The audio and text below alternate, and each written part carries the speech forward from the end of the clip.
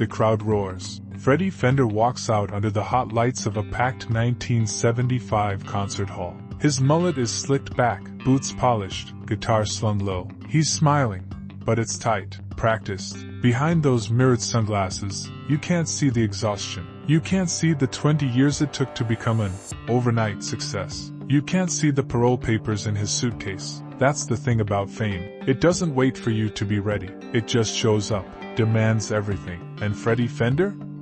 He gave it more than most. He gave it his name, his freedom, his language, his pain. Before he was Freddy Fender, he was Valdemar Huerta, a Mexican-American kid from San Benito, Texas, born into poverty, picking cotton as a child, singing on local radio by age 10, a prodigy, but never quite allowed to believe it. The border didn't just separate countries, it split his identity in two. He was too Mexican for Nashville, too American for Tejano radio, and in the 1950s, that meant he didn't belong anywhere, so he adapted. He changed his name, changed his sound, learned to hide the Spanish in his voice, the brown in his story. He played the game, and for a while it worked. In 1959, Wasted Days and Wasted Nights hit regional charts. It was bluesy, raw, and undeniable, a breakout. But right when the doors started to open, it slammed shut. Freddy was arrested in Baton Rouge for marijuana possession, 3 years in Angola prison, fame traded for a prison number, dreams traded for concrete walls. The system didn't just lock him up, it tried to erase him. But he didn't disappear. He wrote, he thought, he waited. When he got out, it was conditional. He had to stay clean, had to stay quiet. Parole, no music career, no stage lights. For almost a decade, he worked as a mechanic, hiding the voice the world wasn't ready to hear. But you can't silence someone born to sing. In 1974, producer Huey P. Moe heard an old tape of Freddy. He made one call. Freddy said yes. The comeback was on. That year, he recorded Before the Next Teardrop Falls, a simple ballad, half in English, half in Spanish, a risk. Radio stations resisted it, said bilingual songs wouldn't chart, said America wouldn't understand. But Freddy understood something they didn't.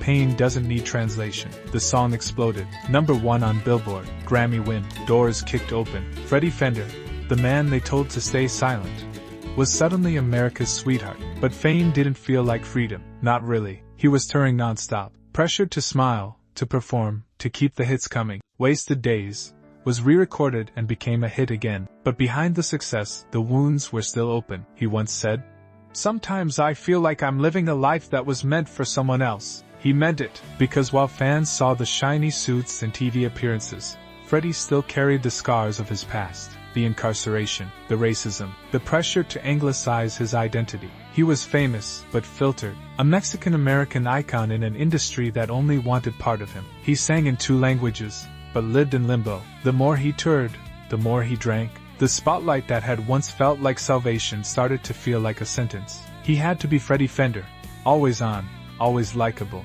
Valdemar Huerta?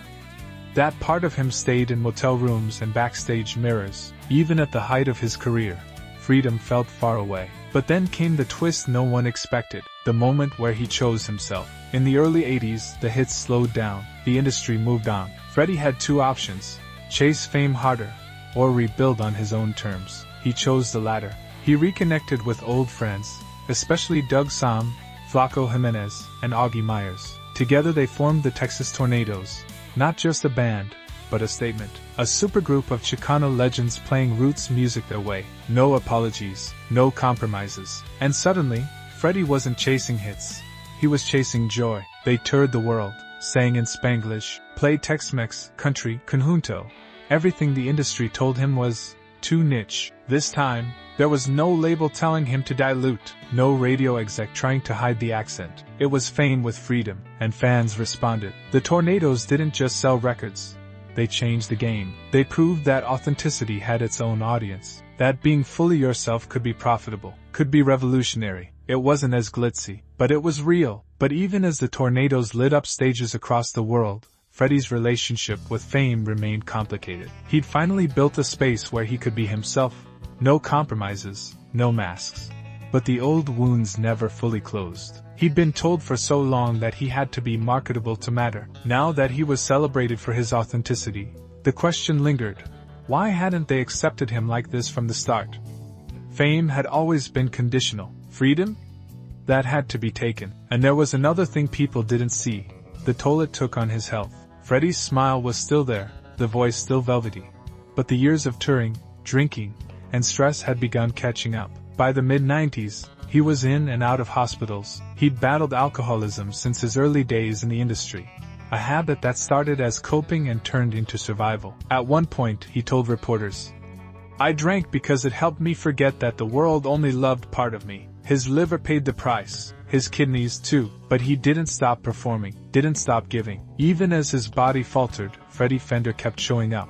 That's what freedom looked like to him now, choosing to perform, rather than being expected to, on his own terms, when he could, and how he wanted. And maybe that's why his fan base never left. They didn't just love the hits, they loved the honesty. There was no filter, no marketing gimmick, just a man who sang because he needed to, not for clout, but for connection. And his connection to language, to singing bilingually, remained central. In a world that still struggled with inclusion, Freddy stood tall as a bridge between cultures. He didn't just perform in Spanish to check a box. He did it because that was his world, his roots, his people, his upbringing. Before the Next Teardrop Falls became more than a ballad, it became a symbol for Chicanos, for immigrants, for anyone who felt they had to earn their Americanness. Fame wanted Freddy Fender, the entertainer. Freedom meant bringing Baldemar Huerta on stage with him. By the 2000s, things were slowing down. Freddy had undergone a liver transplant in 2002. He was diagnosed with lung cancer in 2005.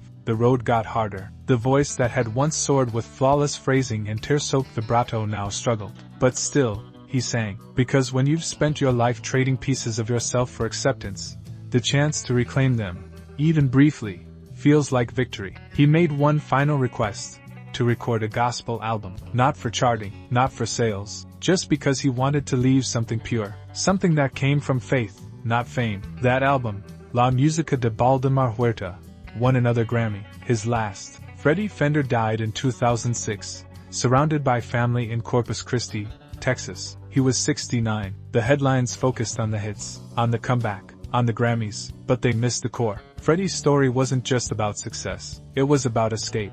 Escaping stereotypes. Escaping addiction. Escaping the cage of celebrity that only ever let him be half of himself.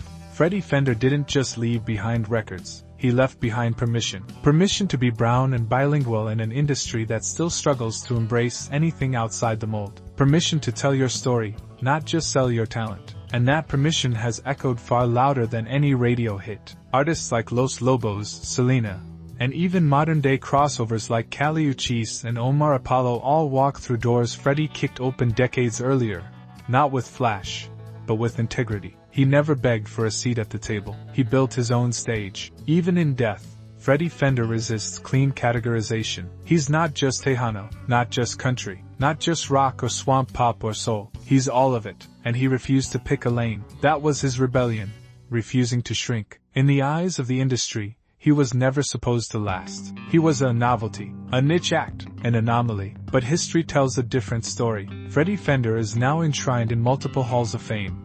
The Texas Country Music Hall of Fame, the Tejano Music Hall of Fame, and the Hispanic Music Hall of Fame. And yet, ask the average music historian, and they'll still talk about him like a footnote. Why? Because Freddy didn't play the fame game the way they wanted. He walked away from power, from money, from labels that tried to erase his name and his accent. He chose freedom, again and again, even at the expense of visibility, even at the cost of legacy. But maybe that's the most powerful legacy of all. One not written by PR agents or platinum plaques, but by truth. Because in the end, Freddy Fender proved something no algorithm can measure.